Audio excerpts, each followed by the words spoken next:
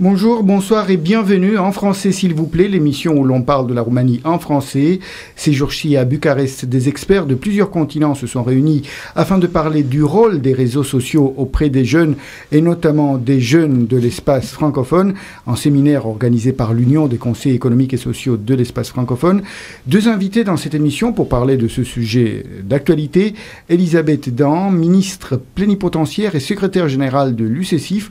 Bonsoir. Bonsoir. L'UCESIF, c'est l'Union des conseils économiques, sociaux et institutions similaires de l'espace francophone.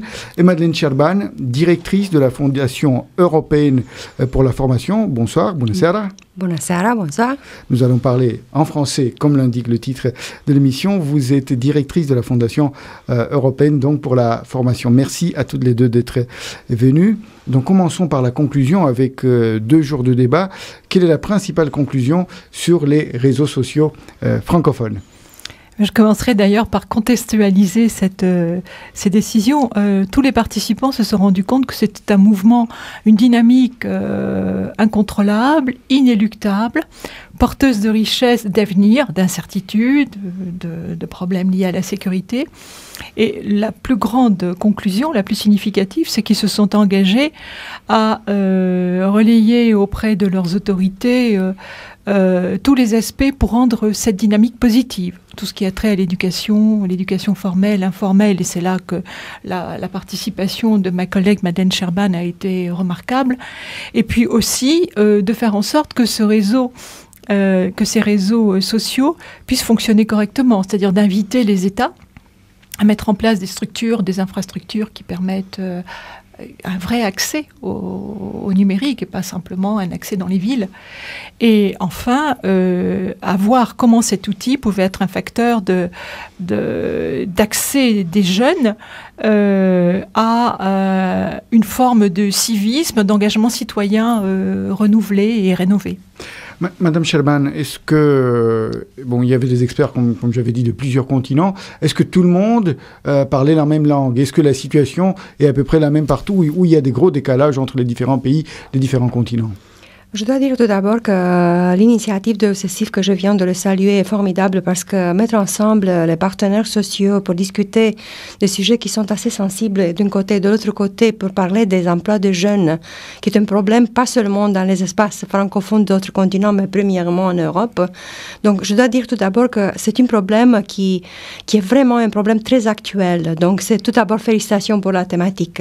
De l'autre côté, on aime bien de ne pas être tous pareils. Donc la diversité doit rester avec tous. Mais malheureusement, quand on parle des réseaux sociaux, c'est toujours... on doit aussi parler des moyens qui sont investis dans les pays, dans la capacité de chacun des individus d'avoir l'accès à tous ces réseaux. Et c'est d'ici que l'inégalité peut se créer.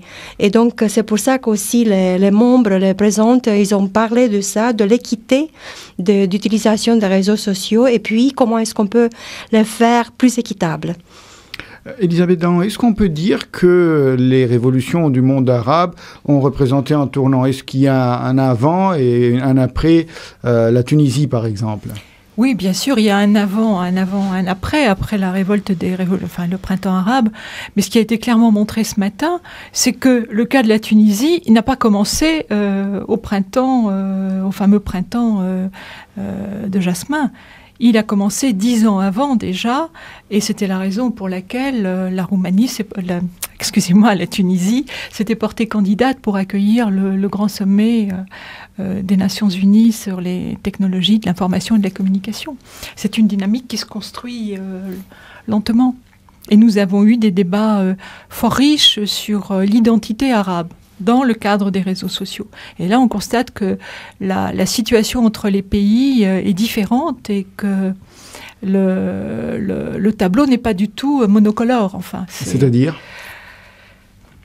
Et selon que la jeunesse est éduquée et d'un certain niveau social, elle accédera à des réseaux sociaux en anglais, qui sont une ouverture sur le monde qui va contribuer à les porter dans cette dynamique d'un marché ouvert, d'une employabilité transfrontalière. Et puis, il y a d'autres réseaux sociaux ou d'autres moyens qui vont plutôt les orienter vers un retour, enfin un enfermement sur un islam qui est un islam identitaire, en fait. Et puis, on a vu, dans le cas de notre collègue de Moldavie, que ça pouvait amener à des comportements qui renforcent les clivages ou qui construisent, par exemple, des comportements haine raciale ou des manipulations politiques. Donc, quels sont les risques? Ce sont des vrais risques, Madeleine Sherban. Oui, tout à fait. Je dois aussi parler du fait que, comme nous, comme agence de l'Union européenne, nous travaillerons bien sûr pas seulement avec les espaces francophones, mais les conclusions, les débats d'aujourd'hui sont vraiment, je dois dire, également applicables à tous les pays avec lesquels on travaille. Donc, tout d'abord, manipulation, elle existe. Donc c'est ce qu'on doit admettre. C'est pour la manipulation par les réseaux sociaux, vous dites? Par les réseaux sociaux, bien sûr. Donc c'est de ça qu'on parle. Parce que le fait que les réseaux sociaux cachent l'identité, c'est un risque de plus. Parce que s'il y en a un visage qui donne un message, alors les personnes peuvent associer le visage, peuvent identifier quelle est la personne. Le fait que le message arrive par des réseaux sans savoir d'où viennent, quelle est l'intention, alors c'est bien sûr que le message peut être manipulant. Mais ça, pas nécessairement une manipulation qui se fait de l'extérieur du pays. Peut également être utilisé par les décidents pour manipuler leur propre population. C'est pour ça que dans notre travail pour les politiques publiques, on essaye toujours de dire au gouvernement, si vous voulez bien utiliser ça, parce que ça vous assure la transparence, assure l'accès à l'information, de l'autre côté, vous devrez éduquer tous ceux qui prennent le message pour avoir une analyse critique de tous les messages. Donc c'est un autre niveau d'éducation dont on doit parler maintenant, parce que c'est l'analyse critique des messages quand on n'a pas la source. La Roumanie, en français s'il vous plaît. En français, s'il vous plaît, vous écoutez RFI Roumanie, Elisabeth Dan, ministre plénipotentiaire et secrétaire générale de l'UCSIF, et Madeleine Sherban, invitée dans cette émission. Madeleine Sherban, directrice de la Fondation européenne pour la formation. Merci encore d'être ici. Est-ce qu'il y a Elisabeth Dan, est-ce qu'il y a une spécificité des réseaux sociaux francophones, à part le fait que ça parle français, évidemment? Oui, mais ça parle français parce qu'il y a un partage historique, une vie commune dans notre histoire récente. Mais aussi, c'est plus que la langue, si vous voulez. C'est toute la structuration de la société, de ses institutions, par un maillage juridique commun. Et ça fait la grande différence entre l'espace francophone, c'est pas simplement l'usage de la langue, et l'espace anglophone ou du Commonwealth, par exemple. Et c'est parce qu'on a ces mêmes ou des pratiques comparables dans la gestion de la chose publique, dans le système judiciaire, qu'on trouve une potentialisation à l'intérieur de notre espace géographique, qui peut nous amener, si on met en synergie nos moyens, à avoir une valeur ajoutée et de pouvoir peser sur l'évolution des réseaux sociaux.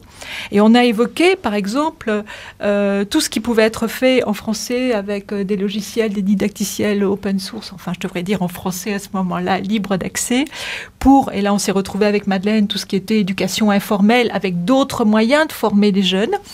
Mais en même temps, peut-être le moyen de cette façon d'affirmer dans l'espace francophone une modalité de fonctionnement qui serait en dehors de ce que font les grands, je ne vais pas dire les grandes majors, mais Google, Apple, IBM, enfin, etc. Quoi. Voilà, il y a un espace pour la créativité, il y a un espace pour de l'innovation, et puis il y a un espace pour un partage dans la gratuité, autant que faire se peut. Là, vous avez cité des grandes enseignes anglophones, américaines. Il n'y a pas un nom similaire du côté français ou francophone. Non, mais on ne le sait pas assez, mais en réalité, dans l'espace francophone, il y a des réseaux sociaux, on ne va pas dire LinkedIn, mais il y a l'équivalent qui est Viadeo, qui est en français. Il y a des boîtes pour les jeunes, enfin, il y a plusieurs initiatives qui ont été lancées par la francophonie qui sont très, très pratiquées sur le continent africain. Et qui sont, comme les réseaux sociaux anglophones, c'est gratuit, hein, c'est la publicité après qui vit de ces contacts. Mais il y a de la ressource en Afrique et en Europe. Oui, Madeleine Sherban. Moi, je crois que c'est vraiment important de souligner l'aspect de la langue. Donc, on parle des pays où la langue, elle n'est pas que le français, si elle s'ajoute, par exemple, à l'arabe ou d'autres. Donc, ici, c'est l'accès à l'information. Si la francophonie n'agissait pas, alors on trouve un décalage réel entre les jeunes, mais pas seulement les jeunes, aussi la population de tous ces pays qui ne parlent que le français, en ajoutant à la langue russe, la langue arabe. Donc, je crois que la francophonie joue un rôle très important pour assurer l'équité en ce qui concerne l'accès à la communication entre les groupes de même âge ou les groupes qui partagent la même problématique de la société, de la vie personnelle, de n'importe pas quoi, parce que nous sommes dans le siècle de la communication. Et de l'autre côté, donc, comme Elisabeth a déjà dit, on ne peut pas parler par exemple, comme des institutions de la société, disons, nous comme de comités économiques et sociaux d'un pays pour coopérer avec d'autres pays dans lesquels on ne comprend pas quelle est la gouvernance d'un système, soit-il éducation, formation professionnelle ou tous les aspects de l'emploi. Donc ça, c'est une complémentarité. Le monocolore, tout ce que c'est mono, et nous viendrons de la Roumanie, et je crois que pour nous, le mono, même du point de vue idéologique, a des résonances très fortes. Donc tout ce que c'est mono, c'est pas bien. Donc alors, on ajoute toujours quelque chose. Bucarest, en français s'il vous plaît. Avec Elisabeth Dan et Madeleine Scherban, ce soir en français s'il vous plaît. Pour vous, il y a aussi de la crainte, mais il y a aussi de l'espoir quant à l'avenir de réseaux sociaux, parce on a parlé tout d'abord des craintes que suscitent ces nouveaux médias qui émergent tellement vite qu'on n'arrive pas à contrôler, et peut-être c'est bien de ne pas contrôler, mais d'autre part, il y a quelques années, on craignait par exemple qu'avec l'émergence des nouveaux médias, tout va bousculer vers le tout anglais. En fait, on observe maintenant que c'est bien différent, et plus ça se développe, plus ça se diversifie. Absolument, avec une mise en valeur de l'identité de chacun, que ce soit au niveau linguistique, régional. On a vu ce qui se passait dans l'espace russophone, francophone, arabophone. Donc ça, c'est une réalité, c'est magnifique, parce qu'on est vraiment dans un retour à la valeur de chaque langue. Et là, je disais, l'espace francophone offre cette capacité d'additionner des formes d'expression culturelle et donc de richesse. Et puis, je voudrais revenir sur une idée qui m'a beaucoup frappée. Partant du constat qu'aujourd'hui, la jeunesse n'a jamais été plus nombreuse qu'aujourd'hui dans l'histoire de l'humanité. Puisqu'il y a un phénomène démographique, il y a un phénomène et une jeunesse quand même généralement mieux formée, qui a accès à des outils qui accélèrent la dynamique, c'est exponentiel. Et en fait, on peut voir dans les réseaux sociaux un formidable accélérateur pour faire connaître les attentes des jeunes. Ils les expriment, mais aussi pour trouver des formules qui répondent à leurs attentes. Et moi, je dirais, c'est un peu à l'image de ce qui s'est passé pendant la Révolution française. Je ne veux pas dire qu'on est les seuls porteurs. Les Américains ont eu une révolution aussi qui a marqué le monde.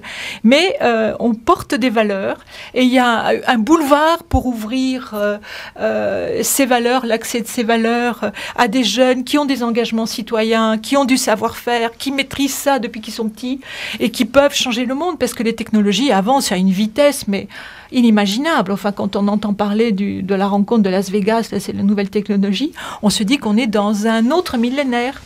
Twitter a 5 ans, Facebook doit avoir 5-6 ans aussi, donc les choses sont en train de... Nous parlons aujourd'hui, vous avez organisé un séminaire, une rencontre à Bucarest à propos des technologies qui, il y a 10 ans, n'existaient pas encore. Oui. Donc on parle de quelque chose qui n'aurait pas pu exister il y a une décennie à peine. Parlons un peu de la francophonie, Madeleine Scherban, parce que nous sommes en Roumanie, mais il y a, donc en pays de l'Europe de l'Est, mais il y a aussi le Sud qui est très présent, qui est bien présent depuis toujours dans la francophonie. Est-ce que vous avez pu observer les différences, les attentes, les espoirs des uns et des autres par rapport à la francophonie lors de cette rencontre? Vous m'avez dit qu'il y avait des Moldaves, il y avait des Russes, mais il y avait aussi des gens d'Afrique. C'est ce que je dois dire, c'est tout d'abord que chacun a eu son espoir, et je crois bien que là, les attentes vers la francophonie sont assez fortes, parce que c'est comme on a déjà discuté, c'est l'idée d'avoir accès à ce qu'on ne peut pas encore avoir comme accès. Pour ne pas être très philosophique, donc je crois que les attentes des différents participants sont les mêmes. Ça veut dire les attentes de participer, d'avoir accès à tout le débat qui se passe autour du sujet de la jeunesse qui, on peut dire qu'il y en a des agendas qui sont différents parce que les Moldaves, par exemple, même qu'ils ont des jeunes, ils n'ont pas les mêmes jeunes comme génération du point de vue quantitatif comme par exemple les Marocains ou les autres. Donc les attentes sont différentes du point de vue de la, disons-nous, de la magnitude de l'attente. Mais l'accès à l'information, c'est quelque chose qui est vraiment très, très important. Partout. Partout. Oui. Et on parle de différents pays où le gouvernement est plus avancé que dans les autres, dans leur préoccupation d'assurer l'accès. Il y a plus de liberté dans certains pays que dans d'autres. Tout à fait. Mais de l'autre côté, c'est ce qu'Elisabeth a dit. Donc, le fait que les jeunes, ils utilisent les réseaux, c'est parce que leur voix, elle n'est pas écoutée par les autres. Donc, le fait que les réseaux sociaux sont écoutés, c'est parce qu'ils n'ont pas eu ils sentent que leur voix n'est pas écoutée par ceux qui doivent les écouter. Et c'est pour ça que c'est un phénomène exponentiel qui se passe. D'ailleurs, même dans le dialogue social, on doit dire que le dialogue social ne pénètre pas dans toutes les, disons-nous, les chambres ou les bureaux de tous ceux qui sont les décideurs d'aujourd'hui. Donc, ce sont des réseaux qui apportent une nouvelle voix, parfois agressive, violente, parce que les attentes n'ont pas du temps d'attendre. Donc, si les gouvernements ne sont pas capables de capitaliser toutes les attentes, de le connaître et d'avoir une réaction, une offre pour eux, alors on peut discuter d'une autre sorte de conflit qui peut se passer. Et vous, Elisabeth Dan, vous êtes en Roumanie, c'est pour la 3e fois, vous m'aviez dit? Oui, 3e fois. Comment vous trouvez la francophonie ici? Bon, d'après ce que vous avez pu voir au bout de ces 2 jours. Je trouve que la francophonie est bien portante. Encore une fois, il y a un tel parcours partagé avec la Roumanie. On a fait un grand bout de chemin ensemble. Même pas dans une histoire de 100, 150 ans. Ça se sent, ça se voit au quotidien, ça se mesure dans chaque geste. Et nous avons eu, au cours de ces 2 jours, des intervenants absolument remarquables, des universitaires. Enfin, je ne voudrais pas, par respect pour ceux que j'oublierais de citer, donner quelques noms, mais c'était magnifique. La liste sur le site de RFI voilà. C'est une invitation à regarder sur le site, mais remarquable. On approche vite de la fin de cette émission. Donc encore un mot peut-être sur l'avenir des réseaux sociaux francophones. Pour vous, Madeleine Chelban, vous avez toutes les raisons d'être optimiste? Oui, moi j'ai des raisons et j'espère bien que, parce que comme mon agent, je dis de nouveau, de l'Union européenne, je travaille également avec la francophonie, avec les autres espaces, mais on salue toujours ceux qui sont mieux organisés et plus structurés que les autres pour assurer que l'accès est réel et qu'on utilise tous les réseaux sociaux. Je reviens de nouveau à ce que nous faisons, les politiques publiques. Donc, utilisant les réseaux sociaux pour les politiques publiques en éducation, formation professionnelle, en partenariat avec les partenaires pour s'assurer qu'on fait des politiques participatives, c'est formidable. Et nous considérons que le CCCIF est un partenaire pour nous vraiment, un vrai partenaire avec lequel on peut continuer notre disons-nous, travail ensemble, puis toute l'agenda, tout ce que c'est, tous les pays francophones qui ont besoin d'augmenter un petit peu la démocratie ou la communication chez eux. Enfin, Madame Elisabeth Dan, on peut se demander pourquoi l'UCCIF est impliqué dans cela, pourquoi les conseils économiques et sociaux sont tellement intéressés par les réseaux sociaux. Est-ce que c'est leur principale préoccupation? Je dirais oui, évidemment. Parce que certains pays ont été alertés brutalement par le printemps arabe et se sont dit, mon Dieu, les réseaux sociaux, c'est quelque chose d'unique, c'est inquiétant.